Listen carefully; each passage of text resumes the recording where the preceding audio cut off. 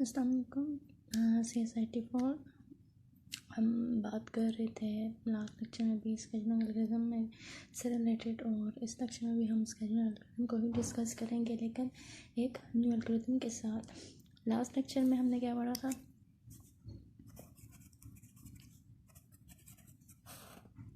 जो algorithm discuss किया था वो क्या था? फर्स्ट कम फर्स्ट सर्व, यानी कि FCFS।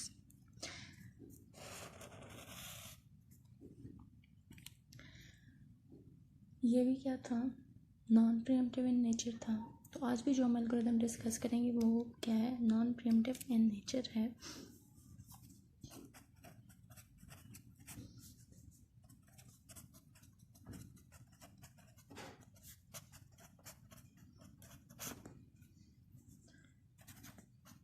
SJF shortest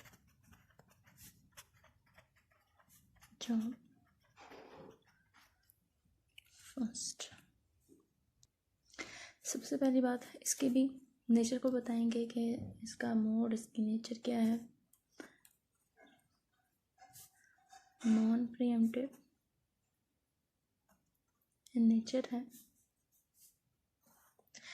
अब शॉर्टेस्ट जॉब फर्स्ट, अभी मैंने बोला कि नॉन प्रीएम्प्टिव इन नेचर है, लेकिन अगर हम बात करें तो इसको दो तरीके से यूज़ किया जा सकता है, with priority and without priority. यानी कि नॉन प्रीएम्प्टिवली भी इसको हम यूज़ कर सकते हैं और प्रीएम्प्टिवली भी इसको यूज़ कर सकते हैं, लेकिन अभी इस वीडियो में मैं आपको सिर्फ नॉन प्रीएम्प्टिव का बताऊंगी, और नेक्स्ट लेक्चर में मैं आपको इसका प्रीएम्प्टिव वेरिएंट भी बताऊंगी।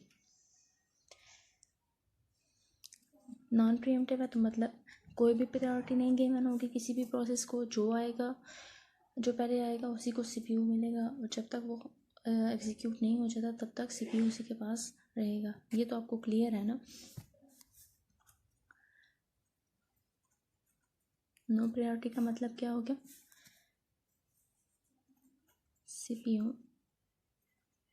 assign to the process having smallest burst time। अच्छा, एक और बात कि फर्स्ट कम फर्स्ट सर्व में हम लोग किसके बारे में बात कर रहे होते थे? किसकी बेस पे हम लोग प्रोसेस असाइन करते थे CPU को? अराइवल टाइम की बेस पे। और शॉर्टेस्ट जॉब फर्स्ट में क्या होगा?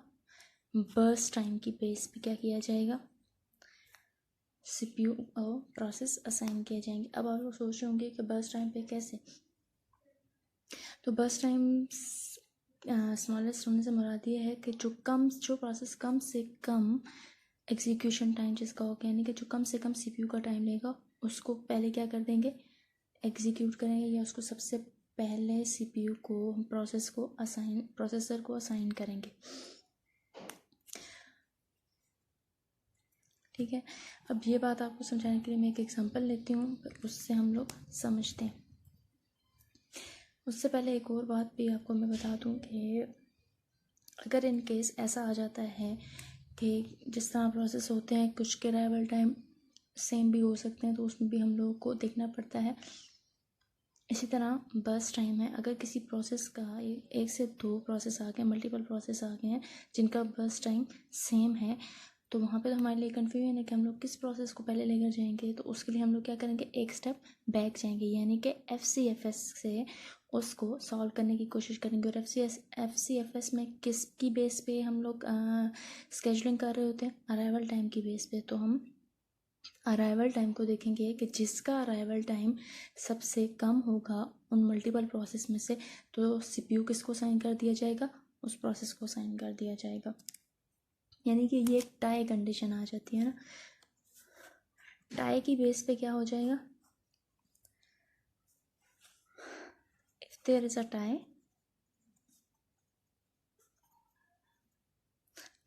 इसका मतलब क्या है? Means burst time of two process are same, then we solve it by FCFS. Clear? अब चलिए एग्जाम्पल की तरफ मूव करते हैं.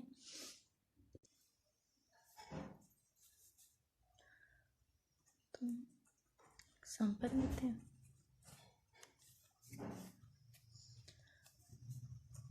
प्रोसेस आईडी, अराइवल टाइम,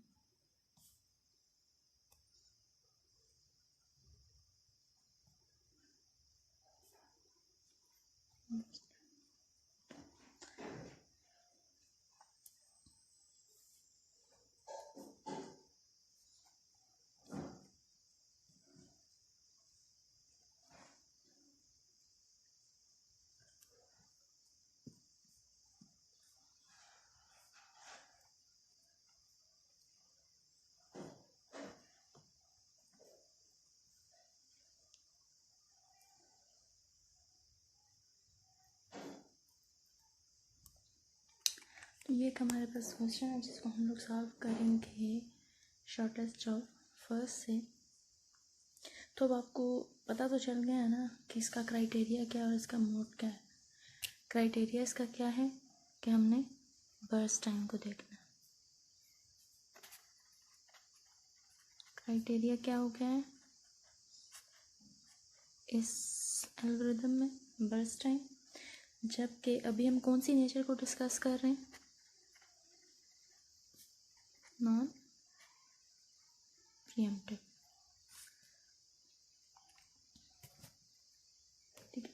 अब इसको सॉल्व करने के लिए सबसे पहले जिस तरह मैंने लास्ट लेक्चर में भी आपको बताया था फर्स्ट कम फर्स्ट सर्व में कि हमें क्या चीज़ रिक्वायर्ड है जिसको हमने बनाना है गैंट चार्ट. तो इसमें भी हम लोग क्या करेंगे गैंट चार्ट बनाएंगे.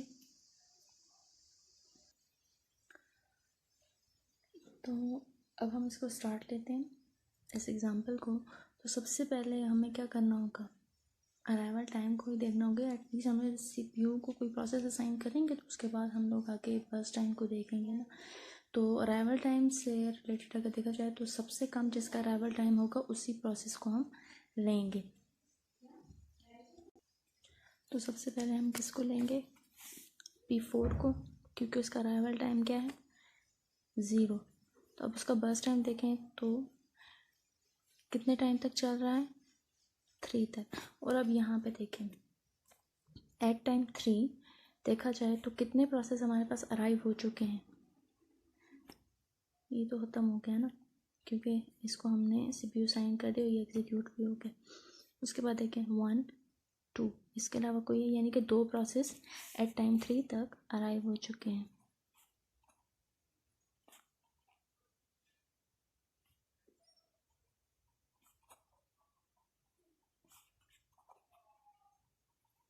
कौन कौन से हैं वो P1 एंड P3 ये दोनों. अब हमें ये तो पता चल गया है कि कौन कौन से अराइव होगा, लेकिन अब हम लोग क्या करेंगे हमें कैसे पता चलेगा कि इनमें से स्मॉलेस्ट जॉब कौन सी है. हमने तो यहाँ पे क्राइटेरिया क्या बताया था बर्स्ट टाइम. तो हम अब किसकी तरफ जाएंगे बर्स्ट टाइम की तरफ जाएंगे और बर्स्ट टाइम को देखेंगे कि इनमें से सबसे कम बर्स्ट टाइम किसका है, यानी कि विच जॉब या विच प्रोसेस इज स्मॉलेस्ट.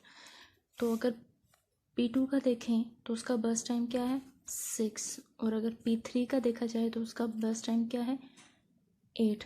तो इन दोनों में से कौन सा स्मॉलेस्ट हुआ P1.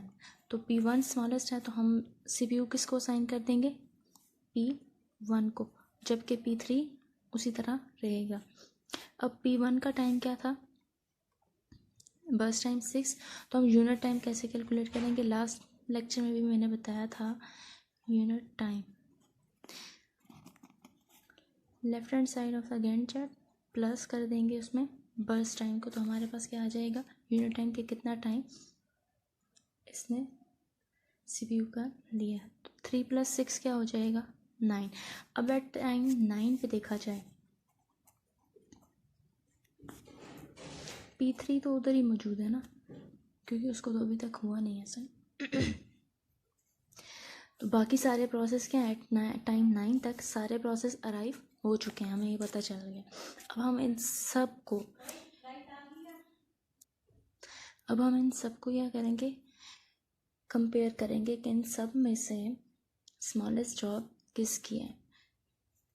P4 भी हो चुका है, P1 भी हो चुका है। अब इसके बाद P2 बचता है, P3 बचता है और P5 बचता है। अब इनके बर्स्ट टाइम को देखें तो सबसे कम बर्स्ट टाइम किसका आ रहा है, P2 का। तो हम CPU किसको असाइन करेंगे, P2 को। अब 9 + 2 क्या हो जाएगा, 11। इसके बाद हमें पता चल गया कि P2 भी एग्जीक्यूट हो चुका है। अब ये दोनों बचते हैं P3 और P4। तो इनमें से अराइवल टाइम सबसे कम बर्स्ट टाइम सबसे कम किसका है, P5 का। तो CPU किसको असाइन हो जाएगा, P5 को। और इसका बर्स्ट टाइम इसमें ऐड कर दें तो क्या हो जाएगा, 11 + 4 15। ये भी एग्जीक्यूट हो गया। उसके बाद हमारे पास अब एक ही प्रोसेस बचता है P3। तो हम लोग CPU किसको असाइन कर देंगे, P3 को। और उसका बर्स्ट टाइम क्या था, 8। तो टोटल हमारे पास क्या आ जाएगा, किस वक्त एग्जीक्यूट हो रहा है, 23 पे। यानी कि इनका कंप्लीशन टाइम जब हम लोग नोट करेंगे तो P1 का कंप्लीशन टाइम क्या था, 9। P2 का कंप्लीशन टाइम क्या था, 11। P3 का कंप्लीशन टाइम क्या था, 23। P4 का अगर देखें तो P4 का कंप्लीशन टाइम क्या था, 3। और P5 का 15। ये तो हमने कैलकुलेट कर लिया थ्रू SJF इस प्रॉब्लम को, कैसे उसको हमने CPU असाइन किया। अब बात करते हैं टर्न अराउंड टाइम की, वेटिंग टाइम की। Response time non pre-emptive in nature है तो हमें कैलकुलेट करने की ज़रूरत नहीं है, क्योंकि वेटिंग टाइम और रिस्पॉन्स टाइम दोनों सेम आएंगे इस केस में। हाँ, अगर हमारे पास प्रायोरिटी बेस आ जाती है, यानी कि जैसे प्रीएम्प्टिव केस आ जाता है, तो उसमें हम लोग क्या करेंगे, रिस्पॉन्स टाइम को कैलकुलेट करेंगे। अब टर्न अराउंड टाइम की बात करते हैं। तो टर्न अराउंड टाइम के लिए फार्मूला मैंने आप लोगों को बताया हुआ है, वो क्या है, completion time minus arrival time. तो हमारे पास कंप्लीशन टाइम P1 के लिए क्या था, 9 माइनस अराइवल टाइम इसका क्या है, 2। तो क्या आ जाएगा, टर्न अराउंड टाइम 7। P2 की अगर बात करें तो इसका कंप्लीशन टाइम क्या था, 11।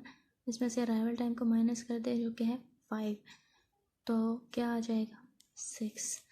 अब P3 की बात करें तो कंप्लीशन टाइम 23, अराइवल टाइम 1, तो क्या आया, 22 टर्न अराउंड टाइम।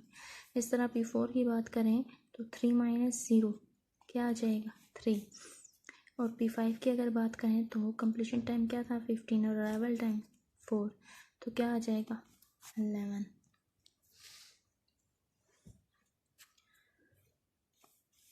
इसके बाद हमने किस चीज़ को कैलकुलेट करना है, वेटिंग टाइम को। अब वेटिंग टाइम का फार्मूला क्या था,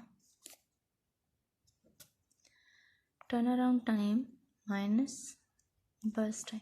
अब जो हमने टर्न अराउंड टाइम कैलकुलेट कर लिया है उसमें से किसको माइनस कर देंगे, बर्स्ट टाइम को। तो वो हमारे पास क्या आ जाएगा, वेटिंग टाइम कि उस प्रोसेस ने कितना वेट किया था। अब देखें टर्न अराउंड टाइम और बर्स्ट टाइम को। टर्न अराउंड टाइम P1 के लिए कितना था, 7। और इसका बर्स्ट टाइम क्या था, 6। तो कितना वेट करना पड़ा इसको, 1 यूनिट वेट करना पड़ा। इस तरह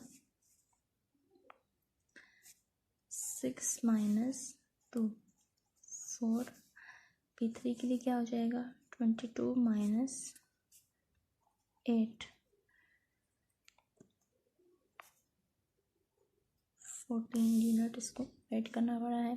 इसके बाद P4 की बात करें तो 3 - 3 0 यूनिट, मतलब P4 को सबसे पहले CPU साइन हुआ था तो उसको कोई भी वेट करना नहीं पढ़ा। P5 की अगर बात करें तो 11 - 4 कितना यूनिट इसको यूनिट टाइम इसको वेट करना पड़ा, 9 यूनिट। 11 - 4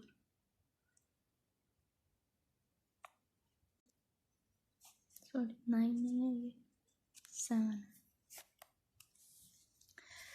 अब अगर बोला जाए, ये तो हमारे पास पूरा कैलकुलेट हो गया, टर्न अराउंड टाइम भी आ गया, वेटिंग टाइम भी आ गया। अगर इसके बाद अगर आपको बोला जाए कि कैलकुलेट करें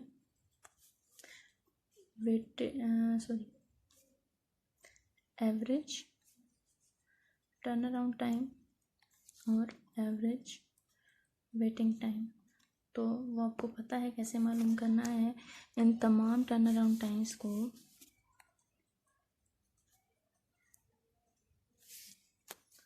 सम of all turn around time divided by number of process. उसके लिए मैं n कैलकुलेट, उसको मैं n का नेम दे देती हूँ। तो मेरे पास क्या आ जाएगा, सम करें ना इसको, 7 + 6 + 22 + 3 + 11 divided by number of process कितने थे, 5। 7 + 6 13, 13 + 3 करते हैं तो ये क्या आ जाएगा, 16, 16 + 11 करें तो 27, 27 + 22 करें तो 49 डिवाइडेड बाय 5। तो 5 9s are 45 हो जाएगा, 5 9s are 45 हो जाएगा, इसके बचते थे 4 तो 0.8। तो यानी कि हमारे पास जो एवरेज टर्न अराउंड टाइम आ जाएगा वो क्या है, 9.8। इसी तरह अब हम कैलकुलेट करते हैं एवरेज वेटिंग टाइम को, तो वो क्या आ जाएगा, sum of all waiting time divided by number of process, 1 + 4 + 14 + 0 + 7 divided by 5, 4 + 1 5, 5 + 7 12, 12 + 14, तो ये क्या आ जाएगा, 26 divided by 5, 5 5s are 25, 5 to 10। तो एवरेज वेटिंग टाइम हमारे पास क्या कैलकुलेट हो जाएगा, 5.2। तो ये थी आज की वीडियो जो कि रिलेटेड थी SJF से इन नॉन प्रीएम्प्टिव नेचर। तो अब हम लोग जब नेक्स्ट लेक्चर की बात करेंगे तो वो होगी शॉर्टेस्ट जॉब फर्स्ट में, लेकिन प्रीएम्प्टिव नेचर में। Thank you.